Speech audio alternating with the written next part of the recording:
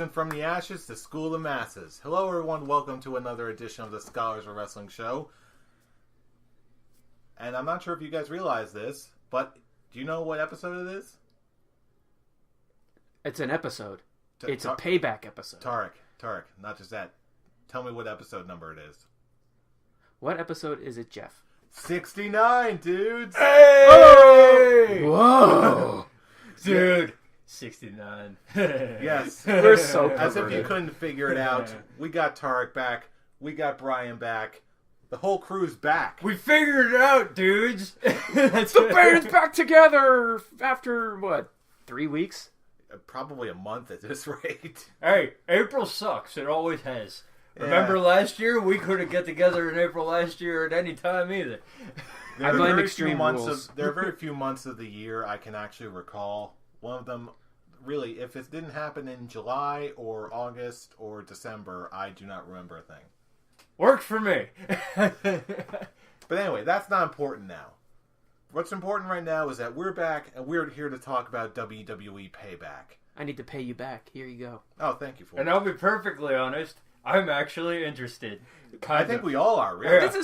This has been a well-built pay-per-view. Which is saying something because it's only had 3 weeks. It only had a 3-week build, and it didn't have a WrestleMania hangover like what Extreme Rules did, and it was just the most lackluster build, and it was a very, lackluster pay-per-view. Extreme Rule, I won't even call it a pay-per-view. Because if you it paid was money, just a view. if you paid money for that, I feel bad for you. I know I didn't.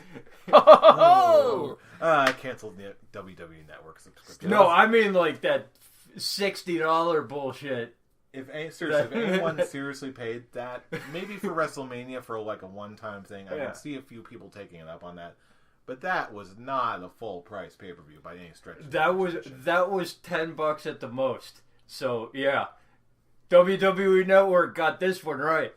WWE in general got this one right. Anyway, we're gonna get to all that, but first, you know what we gotta do first. We gotta address a little bit of backstage news. Yes, let us peek behind the curtain and check in on a little Backstage news. We gotta work away and get all three of us now in on that. Just I can't just rotate, man. News. Okay. Hot new jam for this summer. No. We're not really gonna do that. I was just going a little crazy. And we're gonna get. Hey, this is Scholars of Wrestling. Getting crazy is what we do. I don't even need Scholars of Wrestling to be crazy. Well, yeah, I'm good. We're already there, boy.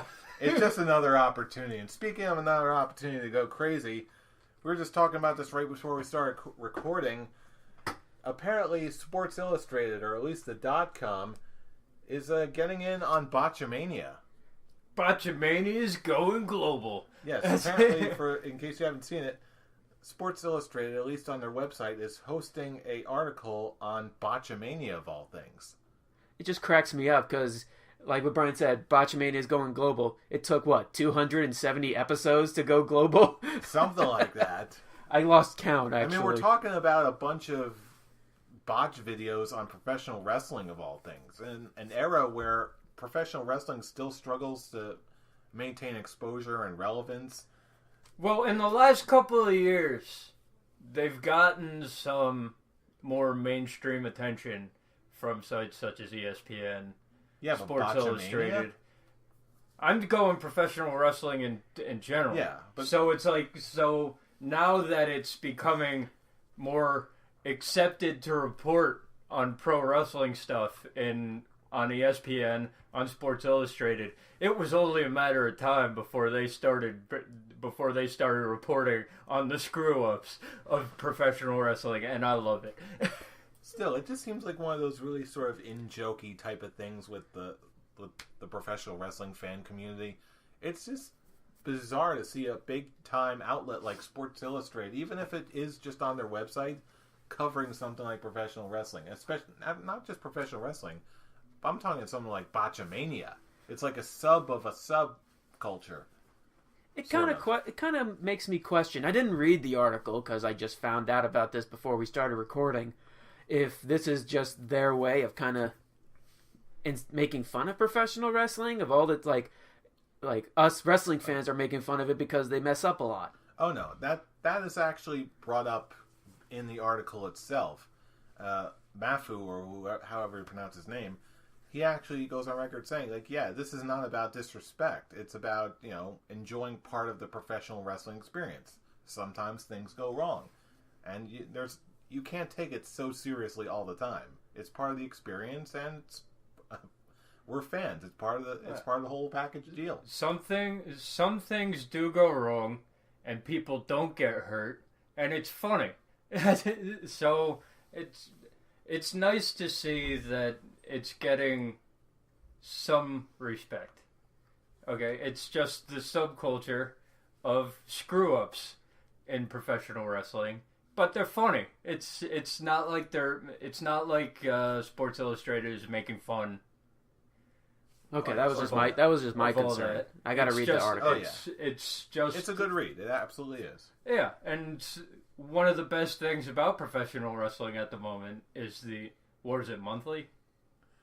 Something like that. Monthly videos of people screwing up, and like it's funny, and it's nice that it's getting some exposure. When it comes to that, I think it's more like at the end of every pay-per-view. So sometimes it's monthly, sometimes it's like, when it comes to pay-per-views, like Payback every 3 weeks, or whatever pay-per-views every 2 weeks.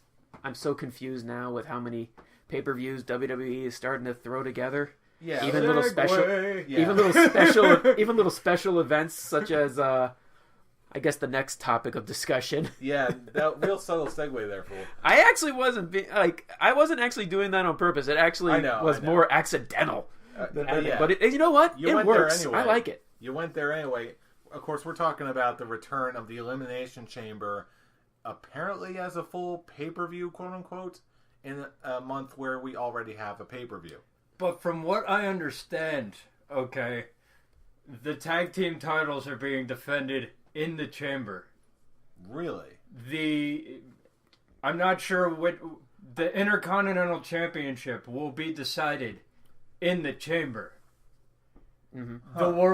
The world heavyweight title obviously will be in the chamber. I'm pretty sure that by having an Elimination Chamber pay-per-view, they are having every match in the chamber. Now that would be an interesting premise. If that's what they actually end up doing with the Elimination Chamber, now you've got my attention. And what I would love to see is a John Cena United States Invitational Challenge, Open Challenge, and like 5 dudes come out. And John Cena has to start. It just makes me question just if they throw in a match like that, and plus the Intercontinental title and the World Heavyweight title. God, who is going to be in these matches? Who's going for the IC title? Who's going for the US title? Honestly, given what they did on this past week's Raw in Montreal with what's his name, Sami Zayn, don't be surprised if you see an NXT person making a cameo. But still, it's still just the fact that I guess it's for the United States title. It'll be lower card names who want to be established, and what better person to go against than 15-time former world champion, current United States champion John Cena. And the Intercontinental title that is now held by the greatest wrestler of all time. The greatest champion of all time. That's the perfect way for that particular pay-per-view. That's the perfect way to decide a new champion. Mm-hmm. If you're going to have an Elimination Chamber pay-per-view, decide your champion in that steel structure, the Elimination Chamber. It's perfect. It also makes me look forward to the Tag Team Championship Chamber match. People haven't... I don't know how that's going to work. I heard it's going to be 3 teams. It's going to be 3 teams, 2 members, 2 people start it, and the rest will be in a chamber. That's interesting. Okay, that works. After seeing the video games, when they have a 6-man tag chamber matches, which it's never been done before in real life. I actually was like, you know what? I'm surprised they haven't done tag team chamber matches ever. And this is the closest thing we're going to get. It's interesting because now it's 3 teams. I thought that they were going to have 6 teams and the 2 people were going to be squeezed in the, oh my god. Or better, that would actually be hilarious. That would be too much. Honestly, at that point, I can't take this seriously. I'm laughing too hard. But honestly, I'd be more curious to see since there's 3 members of the New Day, what if we have another 3-man team? What if another 3-man team forms? Like, what? Tyson Kidd, Cesaro, and Adam Rose? Could happen. Or please don't say that again. Or better yet, what about the team of Tyson Kidd, Cesaro, and Natalya? I kind of like the 3 tag team idea better. Just because it'll put another tag team in the title hunt more than just 2 guys. And the rest of the tag teams are just thrown together. Fair. There's actually an idea thrown of having... And that makes it feel like a mini War Games. Yeah. Okay, you said the W word. I rescind my previous pitch. I actually heard rumor that it's going to be the newly formed Harper and Rowan being thrown into that tag team match. That would be a good idea. That would be awesome. Yes, it is. Yes, it is. Okay, now before we move on, you did bring up the Intercontinental title situation, and I do think we need to at least touch upon this real quick. The status of Daniel Bryan's injury. Daniel Bryan, stop it. Stop what? Wrestling? Getting injured? Putting off surgery? What? Stop wrestling. Okay? I am concerned for your health. Because you just came back from a neck injury. Okay? A severe neck injury. And now you're out with God knows what you're out with. Well, it's sure, like he knows. You're gonna it's nerve damage. You're gonna turn into the Dynamite Kid. Stop it. I won't go as better, more harsh as you are, but yeah, I do. I really hate to say it. I do agree that it is time, I think, for Daniel Bryan to really hang up the boots.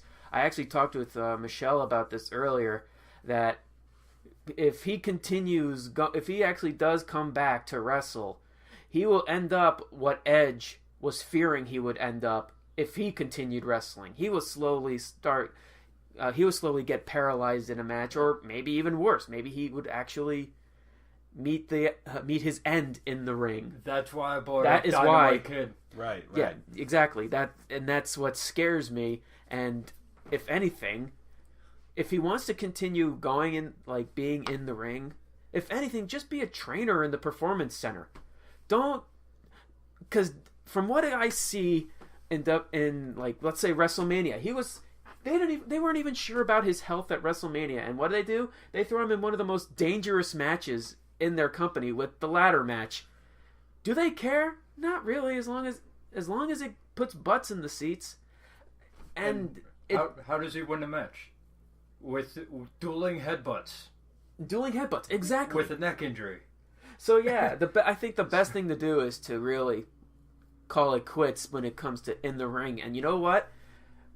Going out as a champion, I think that's a good way to go. I'll tell you what. I read an article earlier today about some guy who works in a bookstore that apparently works for some publishing company that got an early version an early copy of Daniel Bryan's book that I think is coming out later this year. And there are a couple little leaked facts that really interested me. Number one has to be one of the funniest Daniel Bryan stories I've ever heard, of when the first time he tried to have sex with Brie Bella. Wait, what? Yeah, apparently one night on the tour when Brie Bella and Daniel Bryan were getting a little dirty. Yeah, we're getting a little dirty. Down and dirty. Before they were about to do anything, a drunken Sheamus barged into the room because their door was unlocked and totally ruined everything. I love Sheamus more now. Fellow! He just walks in. like, Fella, oh my god. He's like, hey, Bree, you want to get dirty? Oh, yeah, baby. All of a sudden, boom! Bro kick, fella! Bro kick, fella! Hey, Daniel, you need a little tan on those cheeks. Oh my god, I'm gonna go. It's a vitiligo, I swear. And I thought my skin was white. Oh! Out! So yeah, there was that one little story, which I'm really interested in hearing about in much greater detail when I buy the book. Oh, yeah. Really? There was that, and apparently in the book, in a more serious note, he keeps having all these little mentionings and little anecdotes about how he keeps ducking surgeries and how he keeps avoiding doctors' recommendations and this, that, and the other thing. And here we are. Yeah, and here we are. And it seems like we got a consensus going that's either Daniel Bryan's done or Daniel Bryan should be done. Are we all in agreement here? He should be. Yeah. Like I said, you've had your moment, and it's time to think about your health. You're newly married. Okay, when it's time to have kids, do you want to be able to play with them and do all that? Or do you want to be like the Dynamite Kid, barely able to move? I think that decision makes itself.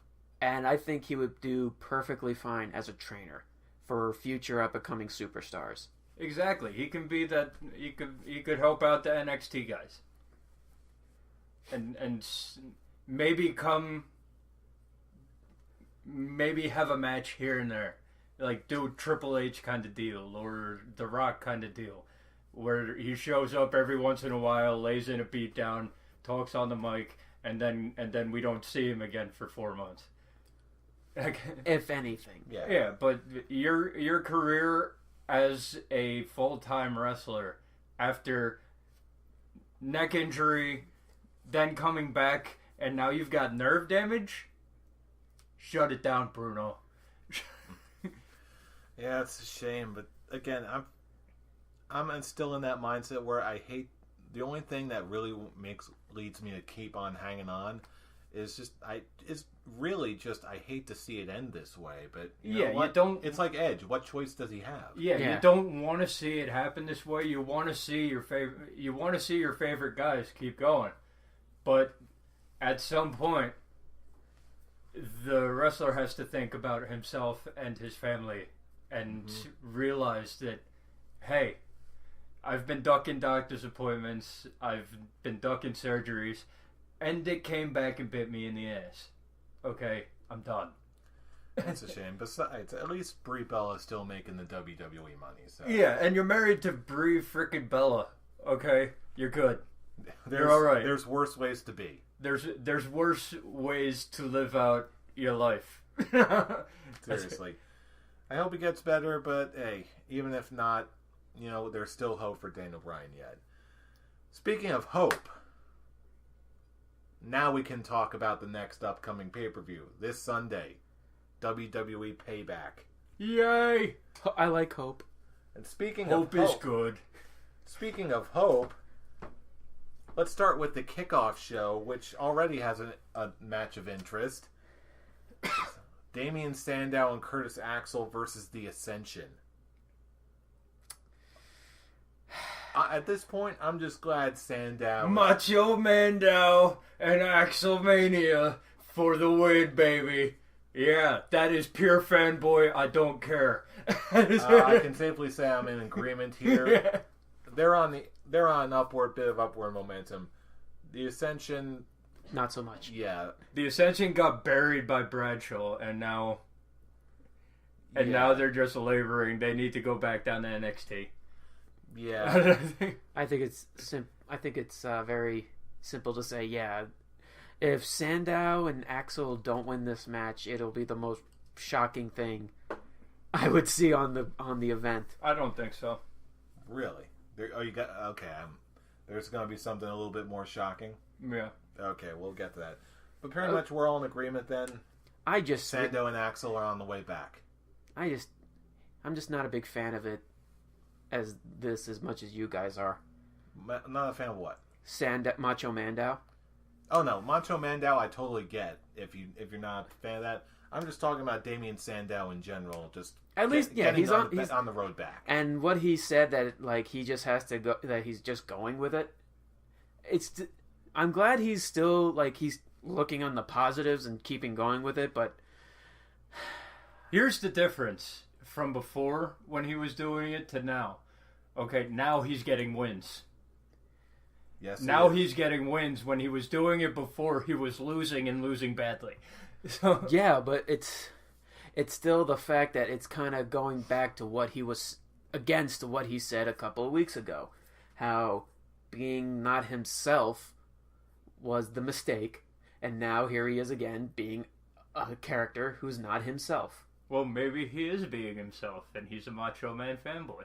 Or he's just sort of taking advantage of the opportunity that he has. I mean, I think, really, if you want to talk about the meta of this whole gimmick, I can really see it as WWE knows they've got something with Damien Sandow. They don't want to just throw something at him like they did with Curtis Axel for so long, like Axelmania or whatever. They've got someone who's legitimately over with the crowd, who's a good talker, who's a good worker. There's obviously something there. So really, if they retain this whole copycat thing, I've got to believe it's because WWE is being very careful and they don't want something that'll come back and slap them in the face. Now, if you remember, as soon as Damien Sandow started doing the Macho Mandow thing, he immediately went on Twitter and say, "Hey, and asked his followers, "Hey, what do we think about this? Should Macho Man stick around for a while, or do you prefer plain old Damien Sandow?" And the response was resounding. Oh, did you actually? They liked it. Oh, did they really? They liked it. So it was. It's one of those. If your fans like it, run with it. Hey. Again, it's far from perfect. I know. It's far from perfect. And if you're talking it's about better than what we had. Yeah. And talking about that United States title match at Elimination Chamber, boom. I guess it's a step in the right direction. As long as actually this doesn't make a Curtis Axel Damien Sandow tag team. I'm not a big fan. I wouldn't be a big fan of that. What if this leads to a shot at the tag titles at Elimination Chamber? Again, I still am not a huge fan of it. Yeah, and I'm still not a fan of Curtis Axel. He still puts me to sleep, but we'll see where it goes. Again, it's a first step on a road back. We're good. Okay, next match we have. Oop, computer blanked out there. Next match we have Wade Barrett, the King of the Ring, versus Neville. Who do you guys got for this one? It's got to be Barrett at this point. Neville got the win first. Then Barrett beat him for King of the Ring. I don't believe in his first pay-per-view match, since he became king, Barrett should lose. So, boom. King Barrett gets one over on rival Neville. Fool, what do you think? It's a real toss-up with this one because, like what Brian just said, his first pay-per-view as the king, he deserves the win.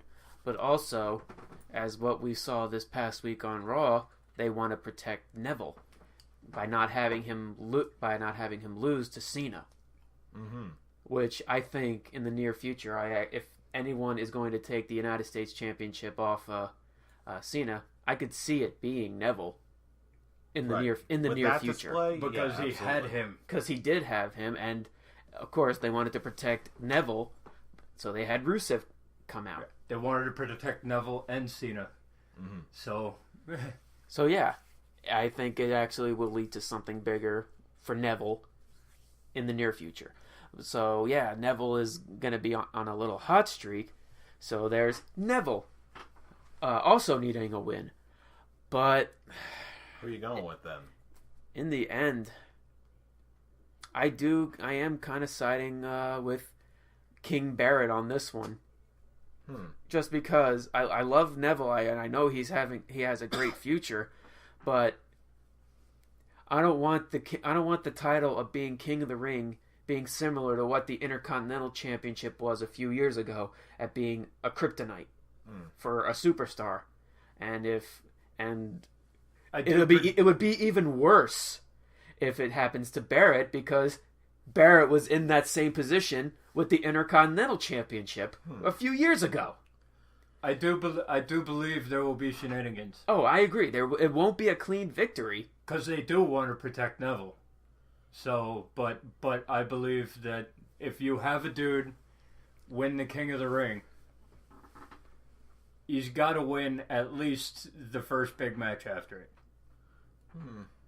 See, that does make sense. I see what you're saying about the Intercontinental title.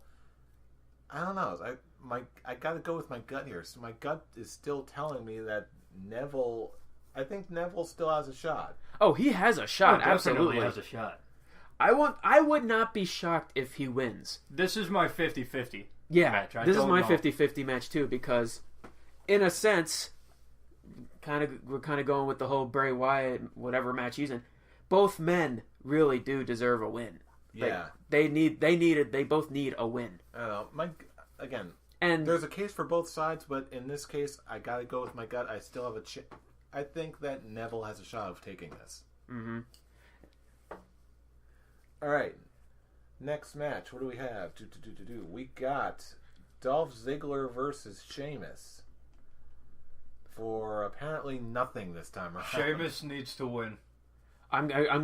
Sheamus is winning this one, but to going with the title of the pay-per-view, Dolph Ziggler is going to get his payback and actually have Sheamus kiss his behind. Kiss his arse. Kiss his arse. Yeah. That little story arc is going to end at this one. If he does it during the match or after the match is to be seen, but Sheamus will kiss Dolph Ziggler's arse. Maybe he gets really pissed off afterwards and beats the crap out of him for the win, but Dolph Ziggler will get his arse kissed. Dolph Ziggler is having Sheamus' face on his arse. Yeah, I think we're all in agreement here. Stink face. Yeah. Irish stink face fella. Yeah. Wait, no. What's Ziggler?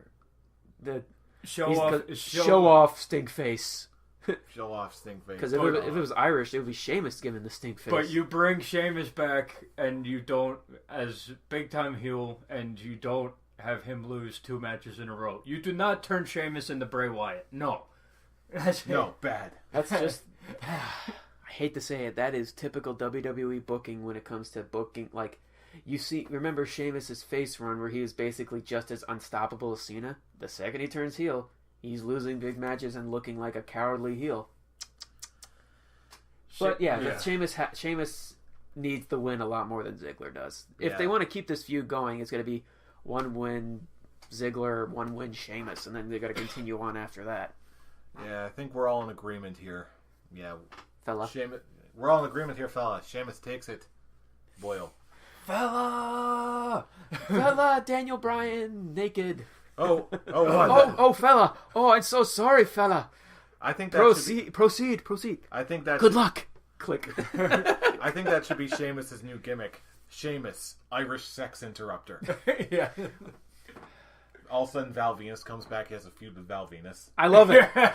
You already sold me. Yeah, I sold myself on it. Just as soon as I spoke that, I was like, I want to see it. Val Venus, a introduction video, and down comes the door. Fella! Bro kick. How you doing, fella? And then bro kick. Bro kick to a semi-naked Val Venus. The big Val Boski. Oh, dear. We have gone off the rails, gentlemen. When it comes to Val Venus, yeah. But meanwhile, we also booked a way more interesting feud than WWE has half the time. True enough. Whammo. Speaking of things becoming interesting out of nowhere, we got New Day versus Cesaro and Tyson Kidd. New Day? In what apparently, according to the .com, is a 2 out of 3 falls match. Yes, it is. And... I did not even know that. I like that idea. And I guarantee you, each fall, the New Day is going to change members. That's exactly what I was actually going to ask you. After each fall, you think and that's how the new. And that's how for me. And that's how for me the New Day comes out on top. I think the New Day is coming out on top as well, just for the simple fact that, they're going to do that. They're going to alter partners, and New Day has been on such a high run since winning the tag team titles. Actually, hell, since they came back, since they arrived, they've been on a hot run. Yeah, since they turned heel, they've been stronger. They've so much stronger. That's because their booking and their delivery and their sense of purpose and character is fully fleshed out now. And it's so much better than the whole original idea of them being faces. New Day smiling. Well, it's not just that they were smiling; they were just smiling without any sort of perceived reason. Their entire gimmick and their execution was very poorly done, and people were like, "Oh, we don't want this. You don't want." Yeah, it's not like we hate you because you're just happy and you're positive. It's that you're happy and positive with no reason or no. You're nuance, not a champion. No hook. You're not a champion. You haven't won any big matches. What the hell are you smiling about? It's just there's no message. It's no reasoning. It's just dancing around. Now there's reasoning. Now there's nuance. Now there's a hook. There's all this other stuff to go on with the good in-ring work that we know that all these guys are capable of. And it's all because they turned heel, and it really worked for the best for all three of those guys. This was You're how liking the New Day now? A lot more, since, there actually are characters now. Before what you were saying, they were just all happy-going nothings. This is how the gimmick should have started in the first place. I'm not convinced of that. As far as writing quality and nuance and some reasoning for getting all these guys together and having all a unified you sense needed of purpose that and 4 months for the of team. Yeah. You needed that 4 months of shit in order to come up with this gold. Yeah, because really before I knew you mentioned this. I like the New Day when they debuted just because of the sum of their parts, not because of their gimmick. And they were just running. My support for the New Day was just basically running on the individual momentum of my love for the individual guys. Yeah.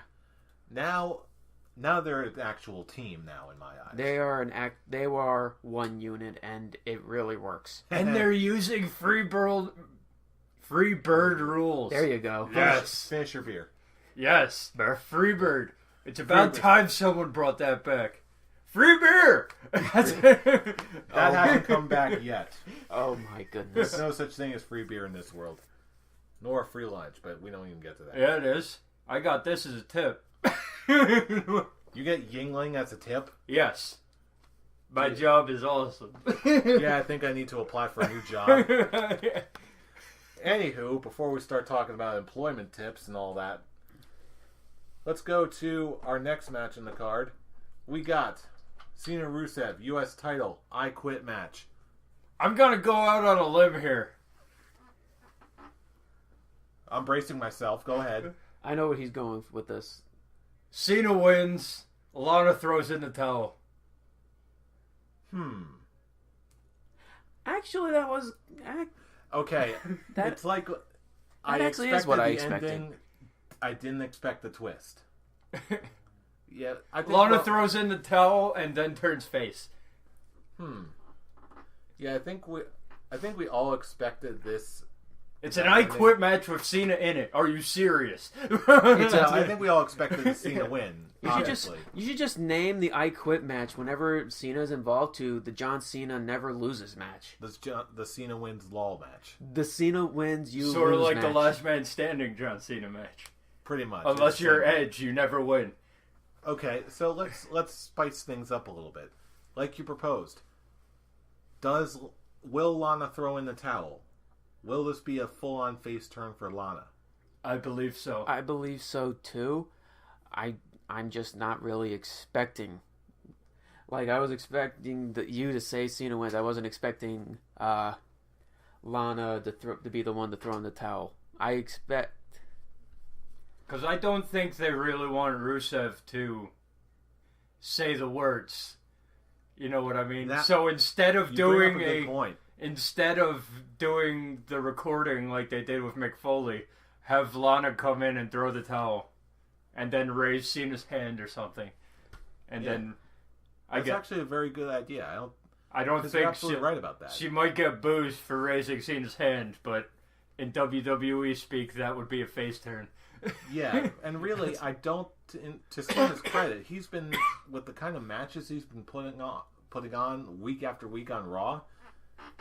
I think he's got to be getting more cheers by now, or at least he's generally more liked. If people are booing him, it's just like because it's the thing. Yeah, it's a thing now. It's like Kurt Angle and the "You Suck" chants. People don't think Kurt Angle sucks, but it's just it's a thing now. Okay, same thing with Shawn Michaels and the "You Screwed Brett" thing. Like, I think the legit heat has died down by now, but still, it's a thing. Like, haha, you screwed Brett. Like, I still have legit heat on John Cena, not the wrestler, but of the character and how the character is being booked. True enough. It is that I have respect for John Cena, the guy. The one behind the wrestler, behind the character. Huh? Let's get some edge. Okay? Not just the dude who comes out and is like, America, yeah, hustle, loyalty, respect. Let's get some I'm gonna kill you.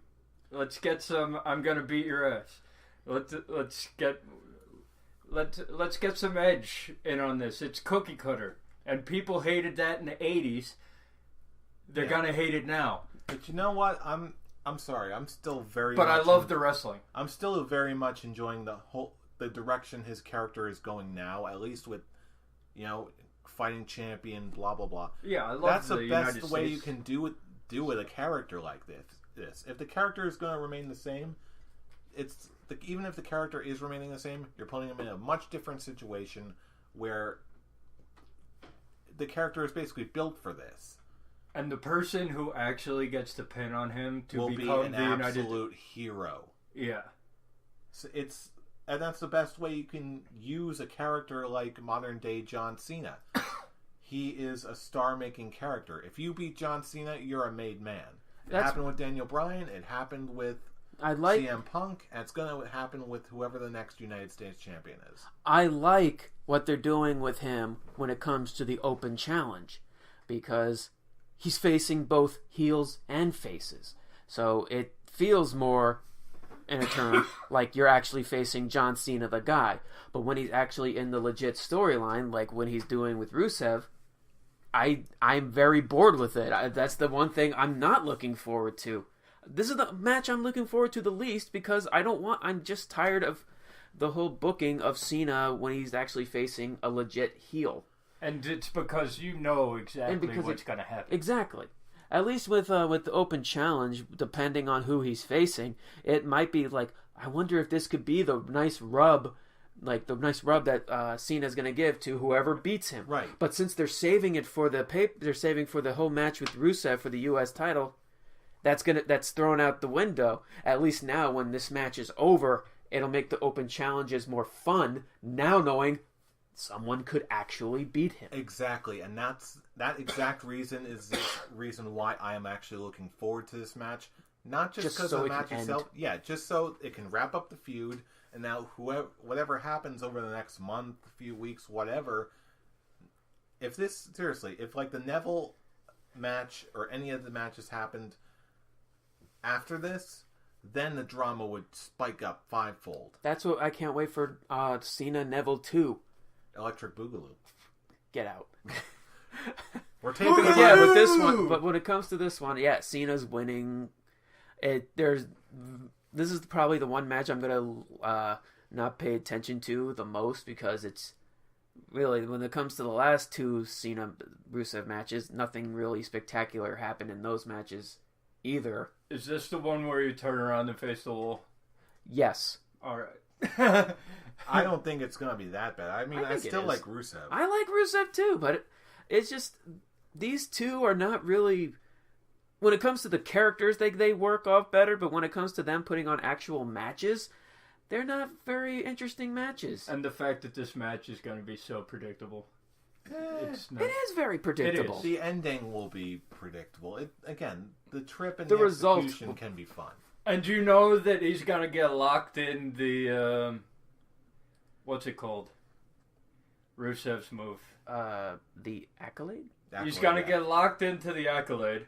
and John Cena will never quit, and he'll get up, he'll pass out, and then he'll wake up, and he'll Hulk out, he'll John Cena out, and he'll get up and then fall backwards, and Rusev will break the hold, and then STF, Rusev will pass out, and Lana will throw in the towel. That does look like it may happen. Hey, whatever gets this match over with. Yeah. The only way I can ever see John Cena, I think I've said this before, but I'm actually going to do a different solution. The only way John Cena is ever going to lose an I Quit match is if you get Kane to handcuff him and then electrocute his testicles over and over again that he'll never break out of, and then he'll eventually give in. Because he wants to have sex with evil Bella Boobs. And until Sheamus shows up. Until Sheamus shows up, but still. Bella! It's like you just have to basically like electrocute the man to have him quit. You're never going to get him to quit in an I Quit match. Ever. Again, I think we all know how this is going to go, but once again, to me, the big appeal of this match is what we're going to get later. It's like saying, hey, you got to eat this plate full of Brussels sprouts, but don't worry, you may not like it now, but I'm going to bake a cake tomorrow. Back to the food metaphors. Love the food metaphors. Hey, I honestly have been wanting to bake like a cake or something for like the past week. Special Robbie Rage cake? With the same ingredients that make your Special Robbie Rage cookies? Maybe. Just watch. If we actually do end up getting together to watch this pay-per-view, I'll probably have a cake. Oh, okay.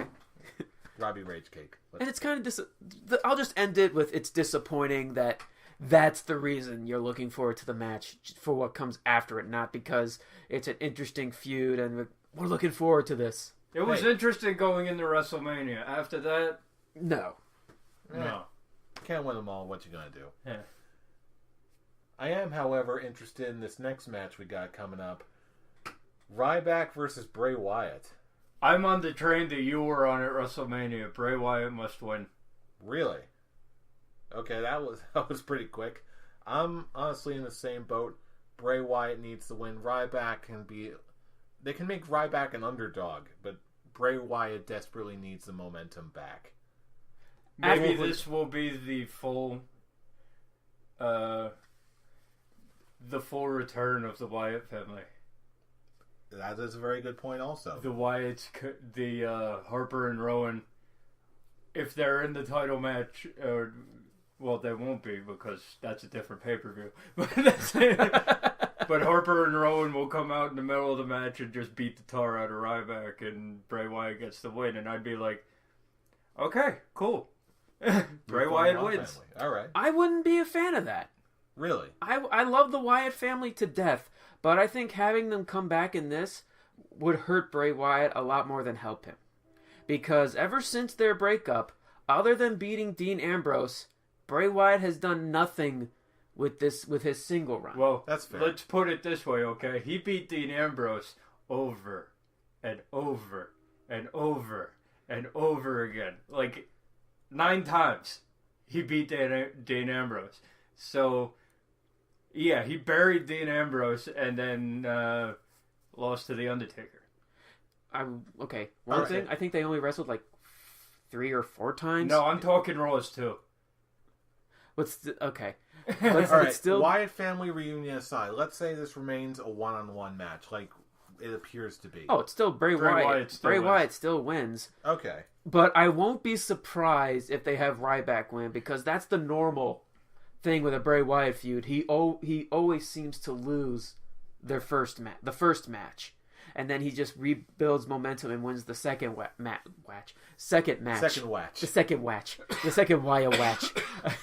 I just feel like after losing to The Undertaker at WrestleMania, like you need that win. Oh, of course. That's exactly you need that right. Win. If they have a second match, then Ryback can win. And then they do the feud under. But it's like, for the first match after a loss of that magnitude, Bray Wyatt needs a win, and that's why I'm saying Bray Wyatt. Whether it's Wyatt family reunion or not, Bray Wyatt takes it. Bray Wyatt. This is my shock if Ryback wins match.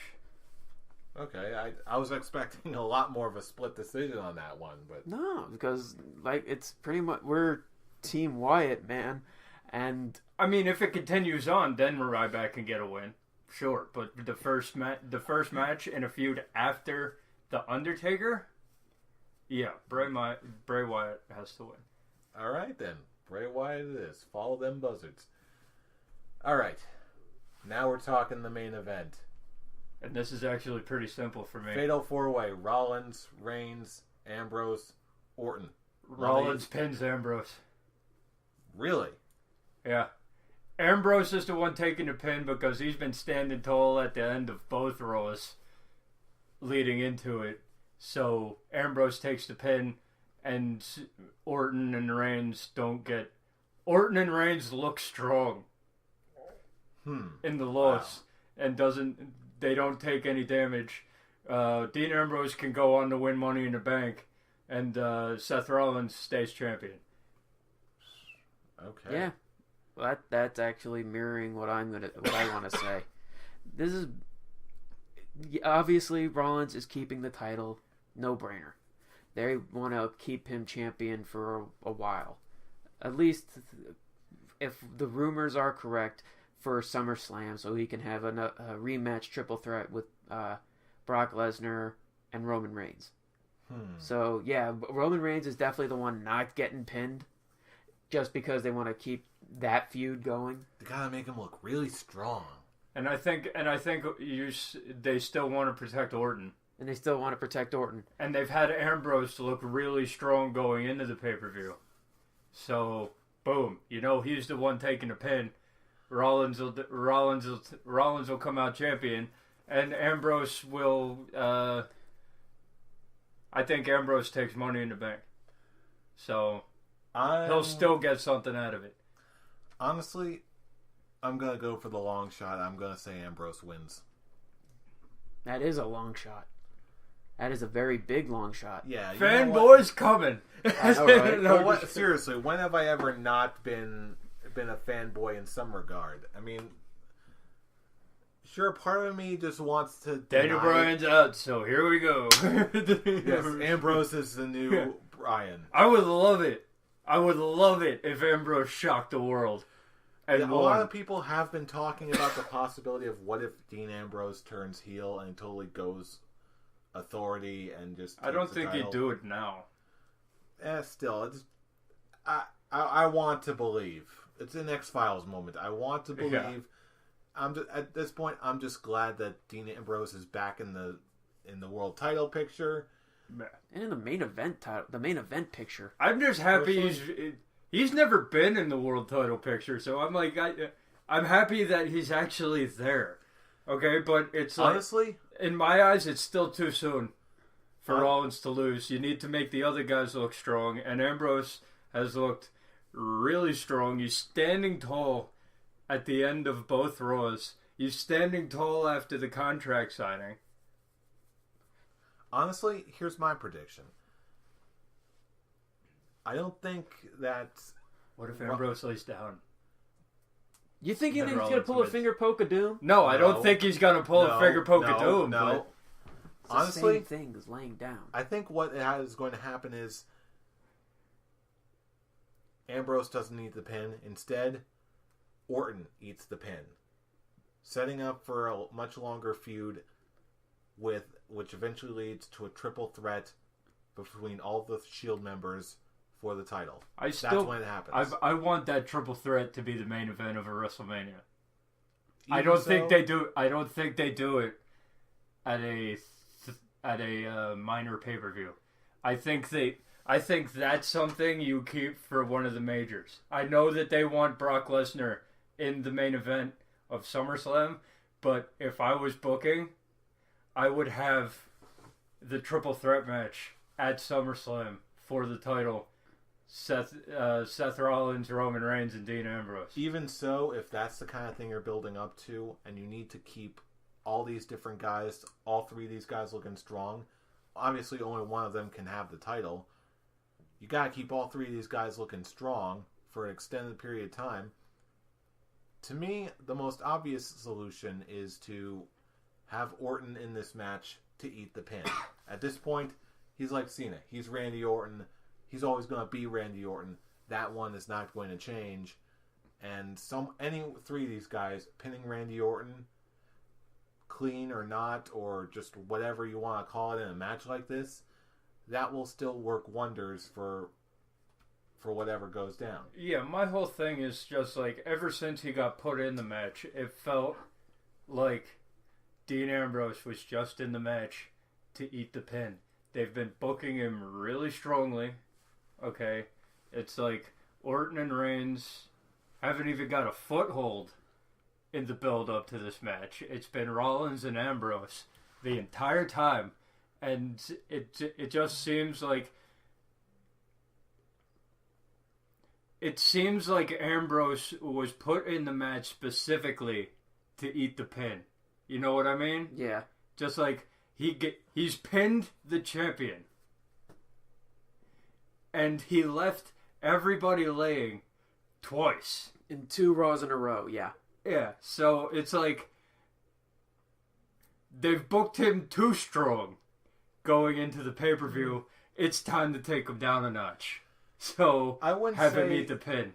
I think I see what you're saying. You don't need to necessarily take him down a notch. That's a good thing about a match like this. People don't need to get pinned in order to keep on looking strong. Like, because due to the chaotic nature of a match like this, I would still like to see Ambrose win. I know it's not likely, and I just know it's not likely. But again, that's the beauty of a match like this. No matter what they've got planning ahead, if you want to keep a guy looking strong in a match like this, you don't necessarily need them to win. All you need to do is have them not lose. And I think Randy Orton, with all of his experience and his perpetual overness, good, bad, or indifferent, he is more capable of eating the pin in a match like this. I think he should eat the pin in a match like this. Bagoo. And in a multi-man match like this, there's always a chance for that surprise ending. So, the only real surprise ending I'm seeing is that it's going to be a shenanigans victory.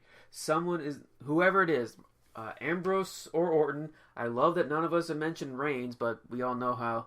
We know he's going to get the title, but it's not time yet. Same thing with Roman Reigns. That they should do with Ambrose the same thing they're doing with Roman Reigns now.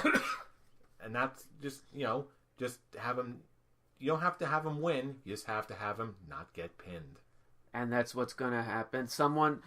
One of them is going to. I could see one of them taking a spear from Roman Reigns, and then Seth Rollins pulls a CM Punk thing and throws him out, and then gets the pin. It's possible. Because that double arm DDT pedigree that Seth Rollins is using hasn't been really shown much, has it? Hey, you know what? Again, that's another benefit of a match like this. It can end so many different ways and have it still be satisfying. Excuse me. Need some clear liquid. It's kind of have to say it's not going to be very satisfying, considering that we all know how it's going to end. Well, in a way, we know who the winner is. Even if it's multiple scenarios, the end result will still be the same. They all end up with Seth Rollins being the victor. But you see, that's the winner of the match. It's not, to me, that's not necessarily the same thing as knowing the ending. I really don't know how else to say this. Just because someone wins doesn't mean that the way that they will win is necessarily projected yet. Again, a lot of people, there's a whole bunch of different variations as to how people can get pinned in this match. Not necessarily who gets the pin or how they get the pin. It's not just the who. It's the where, the why, the how, and all that good stuff. Let's take bets. Kane comes in and annihilates everybody and leaves. What do you think? Maybe. Kane comes out, takes out everyone except Dean Ambrose, and it's Kane managing Dean Ambrose. Lunatic Fringe versus Lunatic Fringe. With the Lunatic Fringe with the Lunatic Demon as his manager. That's the main reason why Kane put Dean Ambrose in this match. He's like, I know you're going to beat Seth Rollins, so yeah, with J&J Security, don't worry, I got your back. Have fun. But, whatever. Yeah, okay. I really got nothing else to say about this other than just whatever. Yeah, I think we all put in our predictions now. That's our thoughts are solid. Here's a quick question. Here's a quick random question for you two. Who do you want to see be the next Intercontinental Champion? And who do you think is going to be the champion? Who do you want to be by wanting? Like, who do you think will win the belt? Who do you want to see win the belt that could actually help legitimize the Intercontinental Championship, like how John Cena has legitimized the United States Championship? Sheamus in the conservatory with the wrench. I would actually, if Barrett's in the match, I'd give it to Barrett. Barrett, honestly, because he was supposed to be the dude who fought. Or if you really want to screw with people and you want to get huge rub, all right, give it to Neville. Neville would be good also. Boom, give it to Neville. You can't give it to Zayn because he hurt himself. Yeah, and plus even if he isn't injured, he's all set to go back into the feud with. He's doing the Kevin Owens. Yeah, I think that Raw appearance was just really a one-time deal. Yeah, for the Canada crowd. Yeah, absolutely. But I'm like, those are my three right there. You got big returning heel Sheamus, King of the Ring, Barrett. More like King of Interrupting Sex. Oh, stop it. No. Wait, what are you talking about? I wasn't talking about Sheamus. I was talking about Barrett at that point. Now we're always talking about Sheamus. But he's not the king. No, but it's between Sheamus, Barrett, and Neville. That's fair. With the outside shot to Ziggler. I think Ziggler is going to be doing something else. No, I mean, for an elimination chamber, you need 6 guys, and I'll put Ziggler in. That's fair. That's fair. Yeah. Outside shot, like 5% chance goes to Ziggler. But the top 3, I would be happy with Sheamus, Barrett, or Neville. Oh, yeah. So, we've made our predictions known. But now, Internet, we want to hear what you all think. So, of course, you can always contact us in any of the usual means. You can follow us on Twitter by clicking any of the links that will, I believe they should be on your screen right now in the annotations. You can also leave us a comment right on this video if you like. You can like the video itself. And, of course, if you want to see more like this, you can always subscribe to us. We always like that. And you can also follow us on Facebook. Just look at once you're on Facebook, just look for us under the Scholars of Wrestling show. Fool, is there anything I'm forgetting? I think you got it pretty much. We got the YouTubes, we got the Twitters, we got the YouTube machines again. The Facebooks, all of the books. And I think that's pretty much it. Yeah, that's pretty much it, yeah. Yay! Another show in the books. Episode 69. Dudes. Done. And then Sheamus kicks the door in and totally ruins the show. So before we get interrupting Sheamus, you know who we are. We are the Scholars of Wrestling, and you have just been schooled. You're welcome. Now let's run from Sheamus and get ready for this the is a pay-per-view. fella. I think this is more of a heel back.